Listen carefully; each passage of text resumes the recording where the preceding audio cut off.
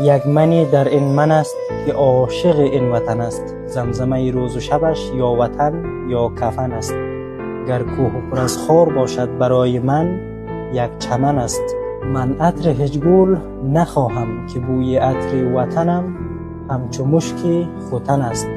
من سالهاست که مرده ام، گر منی در من میبینید آن منی من وطن است. این خطه خاکی را خونین مسازید، این خاک غمگین برای روح یک ملت تن است.